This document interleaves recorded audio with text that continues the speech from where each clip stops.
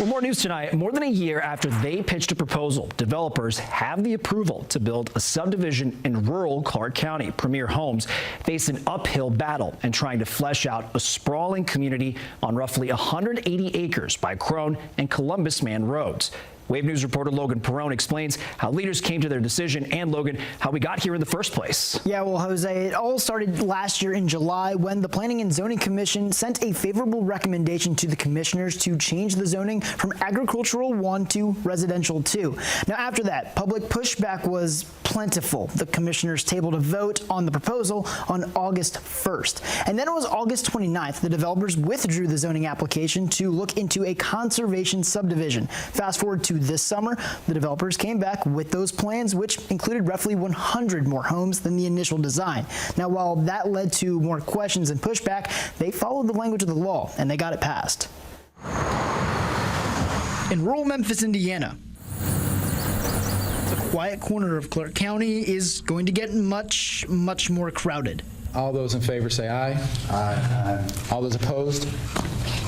Motion carries 5-0. On Tuesday, a controversial subdivision was signed, sealed, and delivered by the Planning and Zoning Commission. I do think that it is going to overall be a negative impact on the community. Kara Kennedy and Bobby Wendell live or have family members who live near the 186-acre property and have been fighting the development since it was first proposed.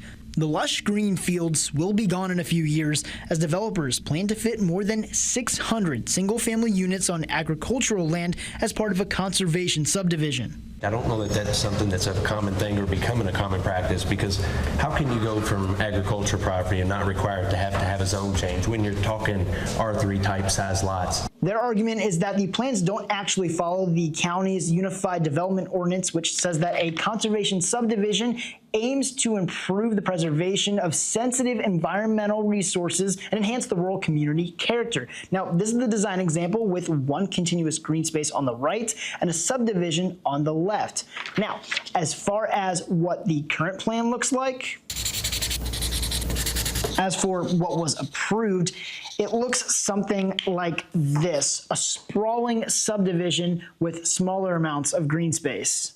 However, the attorney for the developers, John Kraft, argued that Foxtail Crossing's common space, while broken up, still meets the requirements in the letter of the law.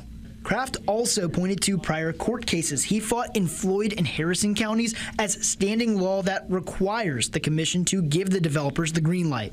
And certainly from that standpoint, we believe your action tonight is ministerial, and that is to approve the development. Concerns brought up in prior meetings, getting utility services, traffic on the roads, and taxes are all problems yet to be addressed. Both Wendell and Kennedy say the first thing the county needs to fix is the county's UDO so other developers don't do the same. I think that's why we got these commissioners in there, to make sure that our voices are heard and they're looking out for the future of this growth that we're having. Now, when the subdivision is eventually built, about 72 acres will be left untouched, but will be a little portion of that will be able to be developed by the HOA. We again asked Kraft to speak with us after the meeting ended. He declined. Logan Perrone, Wave News. All right, Logan, thank you.